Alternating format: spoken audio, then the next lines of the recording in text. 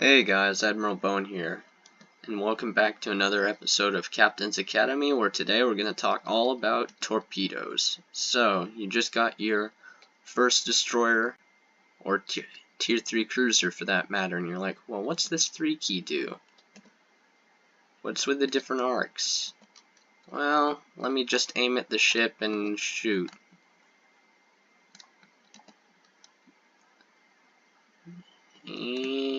Nah, not gonna work. Yep. So there's the range on your torpedoes.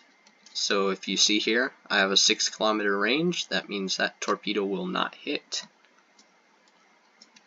Now, this gray marker right here is your lead indicator.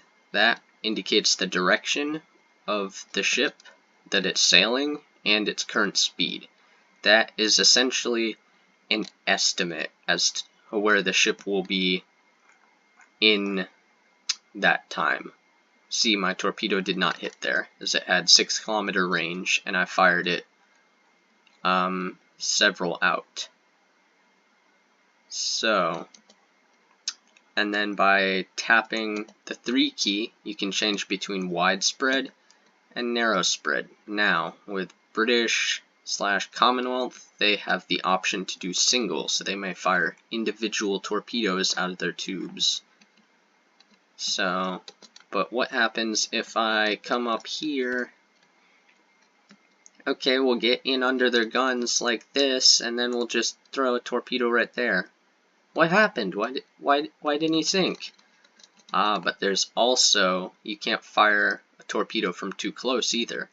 You have to give them time to arm. I think it's about 0.2 kilometers-ish. So you can shoot one from right there. There you go, it arms. Boom. Damage.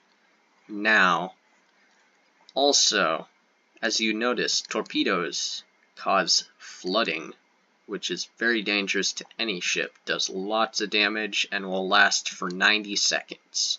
So that usually forces out damage control all the time. Now, as you see, I did hit midship and get a flood, but that doesn't always happen because as you face higher tier ships, they have better torpedo bulges, and that can reduce the chance of flooding as well as the damage that your torpedo does. So always a good safe place to aim would be the bow or the stern. If you take a torpedo on either of those places, that is an 100% flooding, as shown right here. Boom.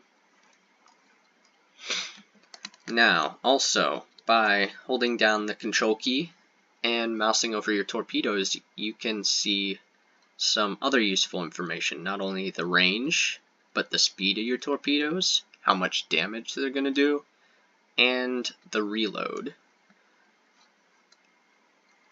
And if you go into port and look, you can see how many torpedoes you have. So the Vampire right here has 1 triple launcher, so I can either fire all 3,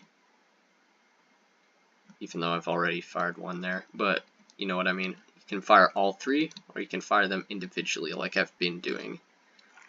Now, torpedoes are better suited for taking out ships like battleships, heavy cruisers, basically ships that don't turn very fast. And also at the low tiers, destroyers like to do little knife fights, just go around. Now also, I forgot to mention, hitting midship, you also have a chance of knocking their engine out. Hitting under a turret, you also have a chance to take that gun out.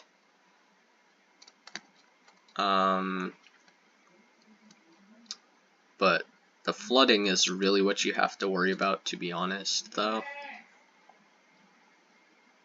And then, yeah, so that'll be an instant damage con. So you basically, the strategy is hit them with a torpedo, make them repair the flooding, hit them with another one, so then they just flood out and take a lot of damage.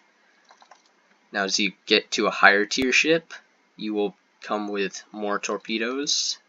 The gearing has 10 and quintuple launchers.